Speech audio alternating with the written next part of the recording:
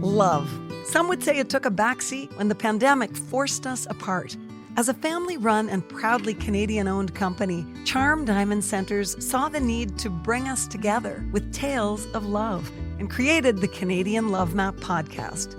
Since then, we've shared hundreds of real, uplifting stories that prove love conquers all.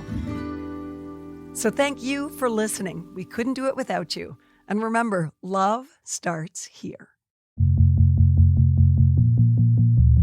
We make each other better. She always reminds me about what actually matters. You know, love conquers all. Wherever he is, I want to be there, always. She just always accepted me for who I was. He makes me a better person. It was like love at first sight. Well, love is the most important thing. In a time of great difficulty and isolation amongst so much of the population, something magic happened. I think it provided hope. They could see it as, well, if these two can find themselves, there's something there for all of us. Hi, I'm Nancy Regan.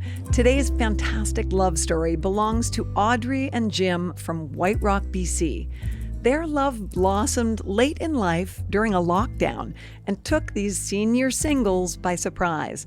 Then their story took the world by storm. Just wait till you hear how Jim, an artist, put his intentions in a painting in an epic romantic gesture. This is the Canadian Love Map.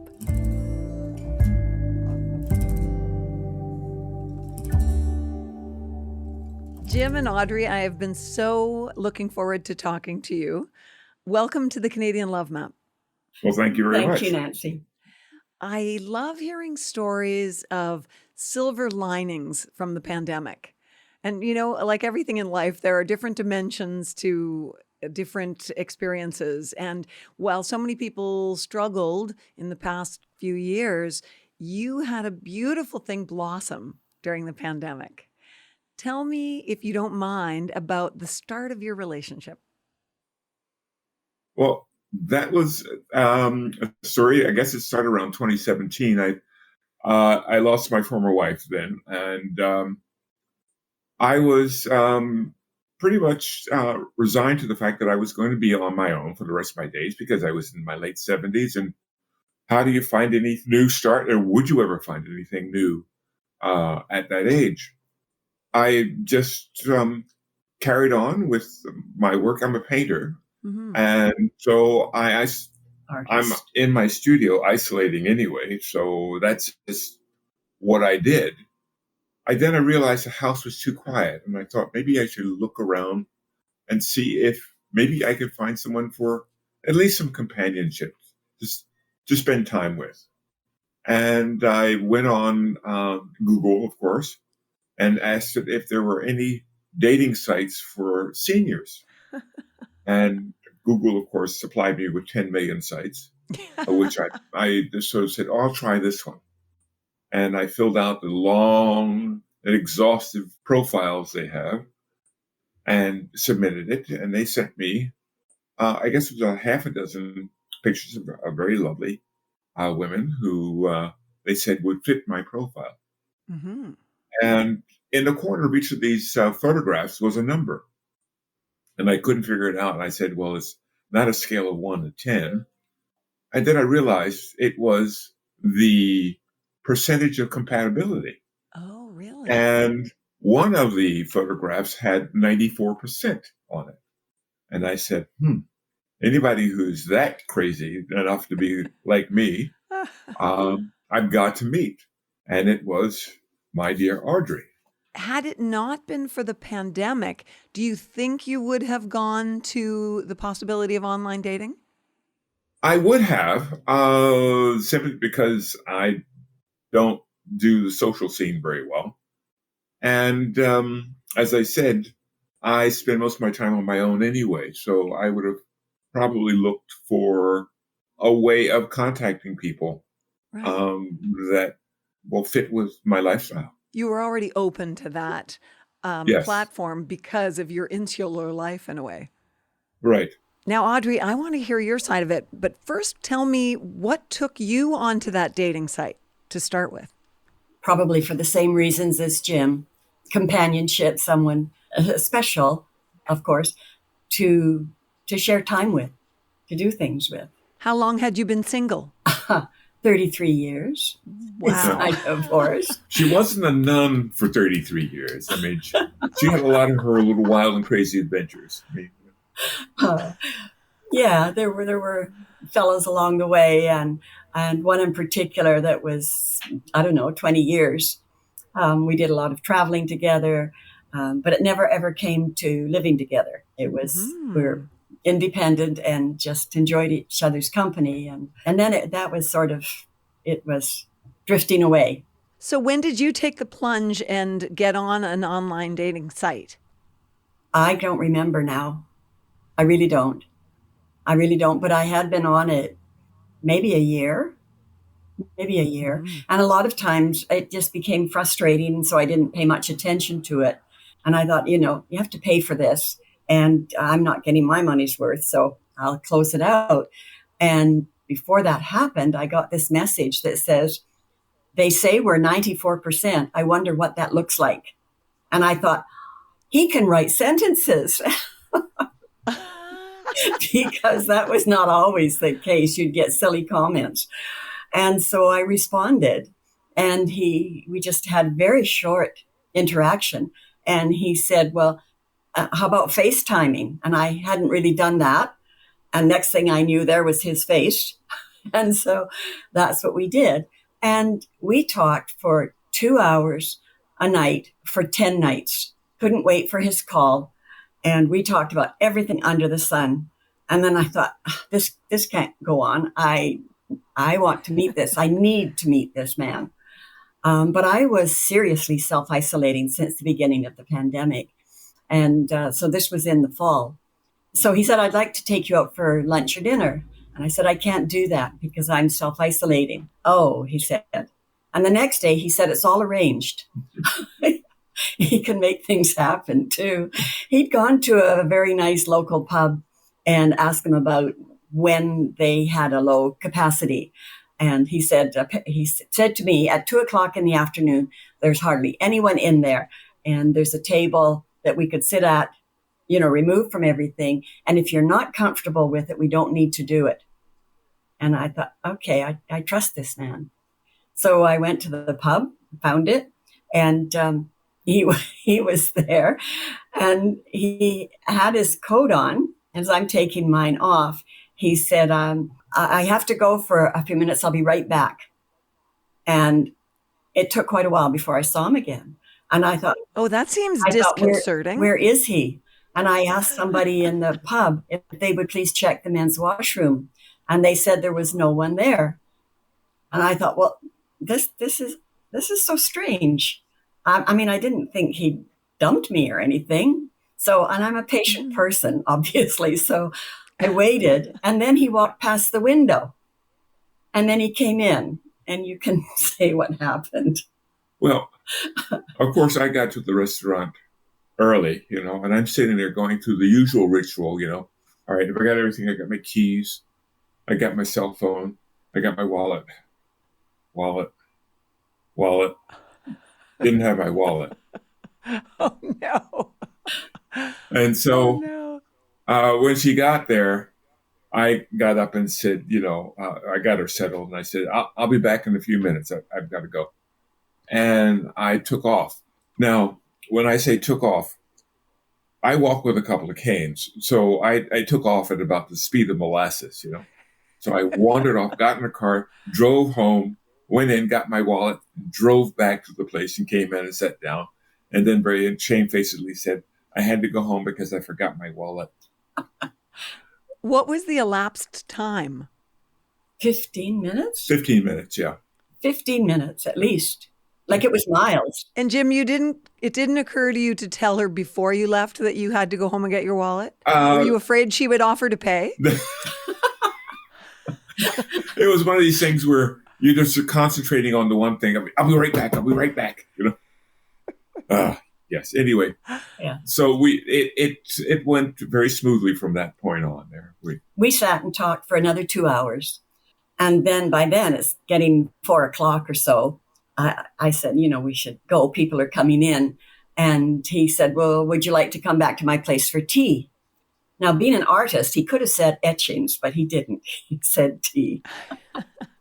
And so we came here and we had tea, and I don't know, another hour and a half or 2 hours. And I thought, I just better get home. And I left. And I think I probably came back the next day, did I? Yeah. And the next day after that.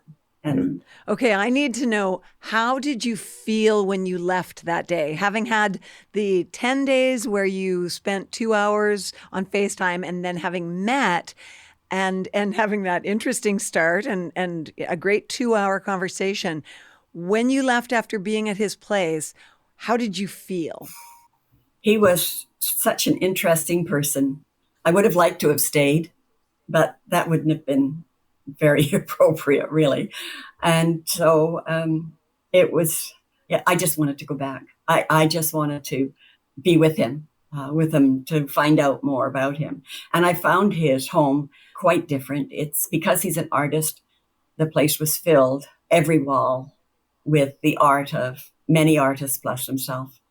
And so it was a completely different environment to what I was used to. I guess I'm wondering, did you feel that sense of energy that you would have remembered from being a younger woman when you met someone who was dynamic and in whom you were interested? Were you fluttery, I guess is the way absolutely. Absolutely. Like, oh my gosh, what is this? Is it really what it feels like? That's beautiful. What about you, Jim? When she left, I gave her a peck on the cheek, and she walked out the door, and I said, I felt that part of me was leaving then. I wanted that part back. And I was saying to myself, darn, that wasn't very much of a kiss, I said. It was a kiss on cheek. Anyway, so as Audrey said, we got together again, I guess next day and the day after that and the day after that. And then she brought her toothbrush. So... Okay, that is an excellent way to tell the story. Yes. Oh my goodness. Yeah. And were you excited? I am laughing at you, Jim, thinking, well, that wasn't much of a kiss. You're second guessing yourself afterwards. I should have shown her what I was capable of. Yeah. He's quite capable. Yeah. Yeah. So when she came back, we had a proper kiss next time.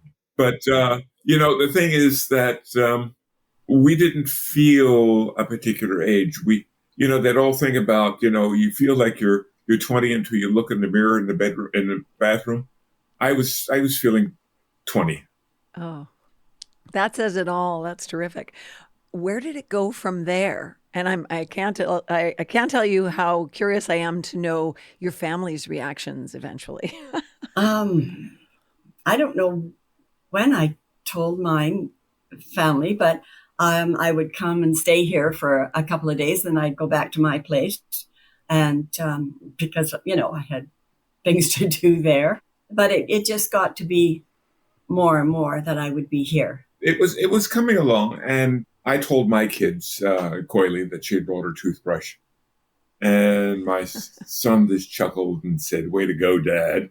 My daughter was just over the moon. She was quite happy about the whole thing, that I had found someone. And my kids said, "Mom, what are you doing? What do you know about this guy?" Much more protective. Oh gosh, you're bringing back memories for me, because my grandmother met someone and got engaged when she was 69. And I have a memory of my mother on the phone and just hearing her end of the conversation. And she was saying, "Mother, how long have you known this man, Mother?" So I understand exactly the reaction you're talking about. Yes, yes. It was amazing, the similarities that we had. Our interests so aligned. I asked him about what volunteering he did, because both of us, that was a big part of our lives. And he said, well, he was on the board of the White Rock Concert Association. And I said, oh my gosh, I was one of the founders of the Richmond Concert Association. I was with it for 25 years and etc. And then I said, oh, you know so-and-so. He said, oh, do you know so-and-so? Next day he said, George says hello. Now, so we even knew some of the same people or were familiar with with that person. It was everything. It was activities. It was our love of music, classical music, politics, attitudes, ideas about living and what's important. And Jim has a multitude of friends. He's very, very well known here for all the work that he's done in various areas, various committees and boards. And everywhere we go, someone says, "Oh, I know you. I think I've seen you at the concerts," or whatever, wherever we are. So then it got to be, he was going to be involved with an exhibition at the Vancouver Art Gallery, and it was going to be a 6-month exhibition. And they'd asked for 4 paintings, and so he sent them some, and then they got excited and they said, "We want 10. So that was pretty exciting. And so that was going to open at the end of May. And so late in May, you pick it up. Late in May, the week of the exhibition opening, we were sitting at dinner. We have a long table, and so we sit at the corner. She's on one side and I'm on the other side of the corner. And I was talking about the fact that this show was important to me because it was a big show, and it would make a great difference in my life. And I said, and I think it's time that things changed in our lives as well. At that point, being the smooth and suave guy I was, I pull a little ring box out of my pocket, and I'm holding it up, and there's this big bowl of pasta in front of us. And all I can say to myself in my mind is, "Don't drop it in the pasta. Don't drop it in the pasta. Don't drop it in the pasta." As I handed it to her, and she opened it up, and she saw what it was, and she said, "Oh, Jim." And I said, "Well, put it on." She said, "No, you put it on." And so I put it on. And then that was it. We were officially engaged. And all I could say was, "Oh, Jim, oh my gosh. Oh, Jim, oh my gosh. Oh my gosh, oh, Jim." And the tears were. She had great vocabulary. Yeah. So although her vocabulary was limited, it was clear that she was saying yes? Yes, definitely. I did a painting, I guess about a month or 2 before then. The work I've been doing at the time has been updating classic myths. And I had done one of myself as Zeus waking up in the morning. And he's holding a cup of coffee. And in one hand, on the hand he's holding the cup of coffee, there's a ring on the finger. And I had put Audrey's name on the ring, because I was pretty serious about this. I wanted it to go forward. And to me, that was the start. And I said to her then, after I finished the painting, I said, "Well, you're in the painting too." And she said, "Really? I don't see." I said, "Well, go take a look." And then she saw her name. And I think that made her feel like she was part of everything. Overwhelmed that he did that. Then that painting was one of the paintings in the exhibition. And everybody wanted to go see the painting with the name on it. "Where's the ring?" "Oh, I was." It was amazing how word got around. Yeah. So we'd be in the room at the gallery, and we'd hear people saying, "Where's the painting with the ring?" Well, I've heard of a promise ring before, but this was a promise painting and a promise ring all in one. Right. Yeah. There's no going back. We couldn't share the great stories that we do here on the Canadian Love Map podcast without the amazing support of Charm Diamond Centers. They are Canada's largest family-owned jeweler, and they're proud to be putting love on the map. The folks at Charm Diamond Centers are thrilled to be a part of your love story. So visit charmdiamondcenters.com or one of your local stores. Love starts here. What a touching story. No wonder that must have just ignited people's imaginations knowing that story. And you got some media at the time. Yes. Yes. Well, the media came after we got married. Oh, God. So our wedding was very small. We just wanted our children and grandchildren there. And we had it at a lovely golf course. It was outside in the sunshine and lovely lunch. It was beautiful. We got married at the end of September. You're getting into fall there and everything. It rained on September 24th. It rained on September 26th. we got married on September 25th. And it was glorious. Perfect day. Oh, of course it was. Yeah. I am not one bit surprised. I would have expected that. Yes. Yeah. So we had this perfect day. And as Audrey said, it was a small wedding. I think it was 12 people, 14 people. Yeah. And I had this lovely little reception, and everybody had a grand time. And at the end of it, as the groom, I stood up and I thanked everyone for coming. And I appreciated them taking the time within their lives to be part of our big day. And I said, now we're going home. We're going to put the clothes in the dryer and take a nap, which is what we did. Oh, that's so great. Exactly. Oh, my goodness. I think it may have been the next morning. Jim's son phoned. He's a journalist, and he's on Twitter. And he phoned and he said he had to tell us. He'd put on Twitter about his dad getting married at age 79 during the pandemic, falling in love during the pandemic. And how does that happen kind of thing. And he said, and then he went to bed. And in the morning, there were over 1,000 likes on that Twitter. And he said, it's going viral. He said, I just have to let you know. The next phone call he gave us was that Oprah Winfrey's editor had contacted him asking how to contact us. They wanted to do an interview.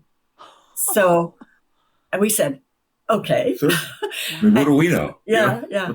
So we did that, I guess, a couple of days later. And she said, okay, the woman who did it, the editor, got back to me and said that it's online now. If it goes onto the print media, we'll let you know. And I don't think it got there. But from the online of the Oprah Winfrey magazine, People magazine picked it up. And then it just rolled from there. We got a call from a Drew Barrymore show. Yes. And Tamron Hall show. I began to understand what my son was talking about. When he called, he said, I looked at it this morning and it had blown up. And I'm going, was anyone hurt? They said, no, Dad, that's not what it means. So it just went from there. And then we got a call from Global Television here in Vancouver. And they wanted to come out and interview us in the home. So we said okay to that. And the interviewer came out with his photographer. And then it was on that evening, wasn't it, after 6 o'clock? Yeah. Well, then the phone calls started and it was even more. And then we had to keep going back to my place in Steveston because I was having to clean it out. Obviously, I couldn't keep that house and live here kind of thing. Coming back down the highway, I said to Jim, I'm hungry and I have no idea what we're having for dinner. He said, well, let's go to the cafe. Yeah. So we walked in, waiting for them to seat us, and somebody bellowed from the bar, hey, congratulations, I saw you on TV. And we got seated and had a lovely dinner, and then we asked for the waitress to come with the bill. And she came and said, well, it's already been taken care of. Someone saw you on television, wanted to pay for your dinner. I said to Jim, let's go to a different restaurant every night. But of course, we didn't do that. We can play this, Jim. But going out the door, there were people coming in. They wanted to see my ring because it had been Jim's mother's engagement ring in 1939. And it's Art Deco and very special. And this just happens everywhere we go, to the bank, to anything, and people will stop us. And obviously, it's still happening. I can't stretch my armpit in public anymore. Yeah. What do you think it is about your story that lights people up? That in a time of great difficulty and isolation and even fear amongst so much of the population, something magic happened. To people that are probably older than their grandparents.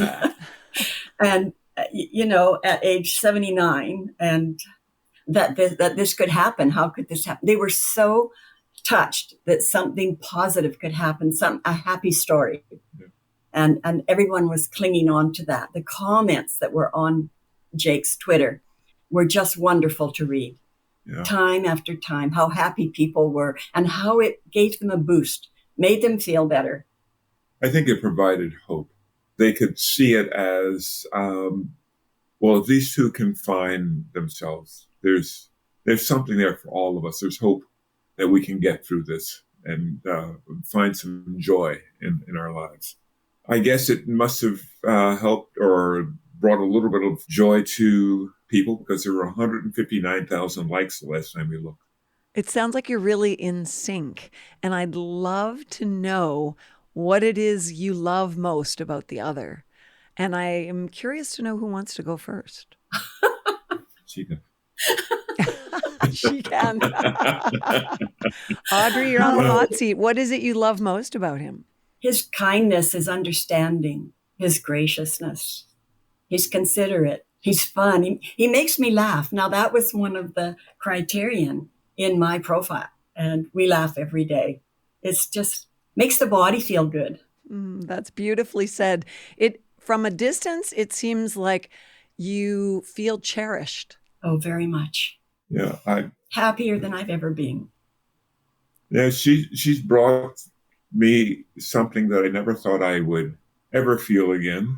And she is more than I could ever hope for in a person, in a companion.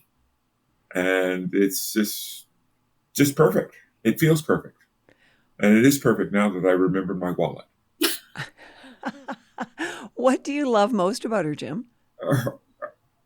Gosh, there's just so many things about her. I mean, again, she's pointed out all those things she said about me, and I keep thinking, who is that person? But those things are emblematic of who she is. She's wonderful. She's kind. She's patient. She's understanding, which is an incredibly important thing for an artist because an artist spends so much time on his own or her own. And she understands that. She comes by, she takes a look at what I'm doing and leads me to it. It's just the ease with which we fit together. Jim doesn't make any demands of me. And it's wonderfully freeing. Oh, I love that statement. And I can feel the energy of comfort between you. You know, I've interviewed so many couples and I'm kind of sensitive energetically anyway, but I often will feel the sense of impatience if one person is answering and the partner is there and they're thinking, no, that's not right. And there's an energy that you feel, you know, where there's static between them or a dissonance. And I just feel this sense of ease that you describe. Just even from a distance. I think it's really beautiful. And I'm so happy for you. And I think that's why we're so happy. Yes. It just we never say, well, let's do this and let's do it this way or that way. It just flows. And it doesn't matter who's right or wrong, I bet. No. Yeah. I pout a lot, but that's okay. Oh, I need to know more about that. Does he really pout? Yeah, she ignores it. Oh, that's a secret to a good marriage right there. Ignore the pouting. She's raised 3 children, you know, and so she's used to pouting. She knows how to get around that. All he needs is a hug. Okay, that is really the secret right there, isn't it? Yeah. Because so often in relationship, if one person is feeling hurt or disjointed a little bit, the other partner will step back instead of leaning in. Mm-hmm. And as you say, Audrey, if all he needs is a hug to bring him out of the pout, that's the secret. Otherwise, it could go on for days. Yeah. And my pouts never last very long. They're a joke, I think.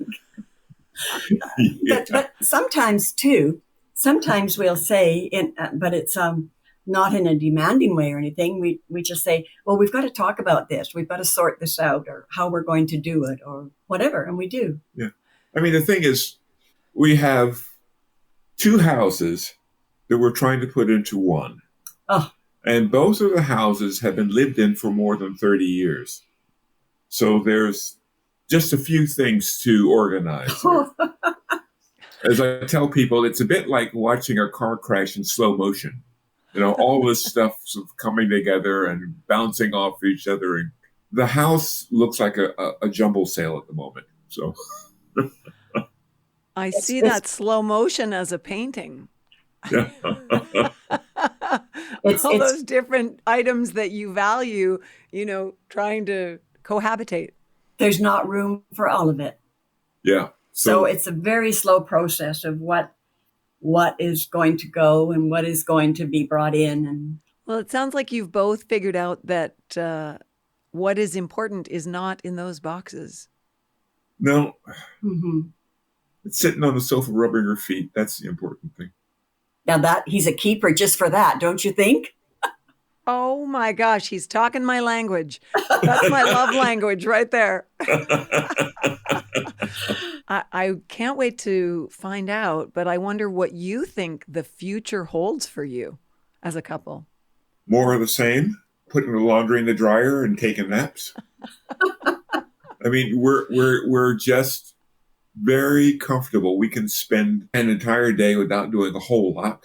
We can put a dent in a week without even thinking about it, Just hanging out together, not doing a whole bunch. I will go and paint, and Audrey will work on a newsletter, and she will do things around the house. I mean, that's just what it is, and that's just how it is. It's just going to be us with a very comfortable existence. To me, that sounds like the perfect definition of serenity, that all you want is more of the same. We have really good discussions, too, about all sorts of things, what's going on in the world politically, concerns about our friends.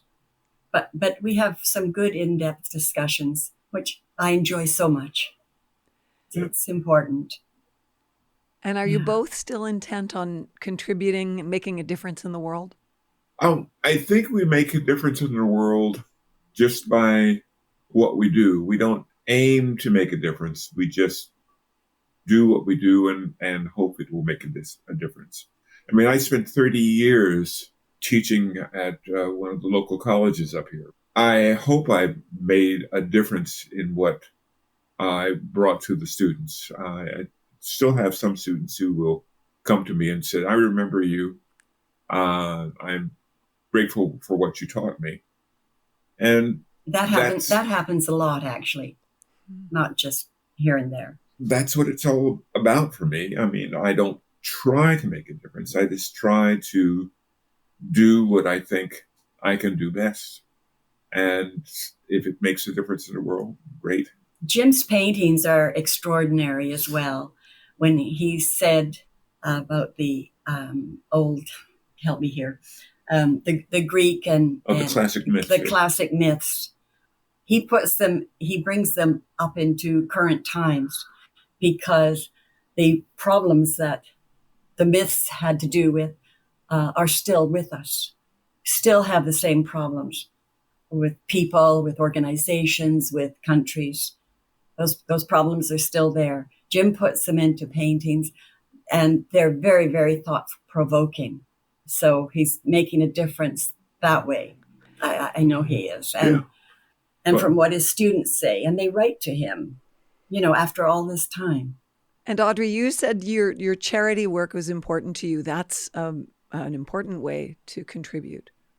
Audrey is very much concerned about the environment and nature, and she edits a newsletter for probably the second or third largest naturalist organization in BC. I put it together and write it. It's a monthly thing. But that's what I was getting at. You have a very comfortable life, but you're both also still playing an important role in the world and doing your part and helping make the world better. At a much quieter and slower level than before, believe me. I couldn't do what I used to do. So, but we just keep plodding along and doing what we can. That's all any of us can do the best we can. I think people generally are doing the best they can. Yeah. I mean, the old guy in the mirror keeps the 20-year-old me in check, I said, slow down. Oh, that's a great way to end. Thank you both so much for your time and for sharing your beautiful story. You're very welcome. Thank you, Nancy. It's been lovely talking with you. Thanks for listening to the Canadian Love Map. If you love us, please subscribe and share. And if you want to help us spread the love even more, rate and review our podcast. It makes such a difference. We'll be back next week with another love story to add to the map. This podcast is presented and made possible by Charm Diamond Centers. It's hosted by me, Nancy Regan, and is produced and distributed by Podstarter.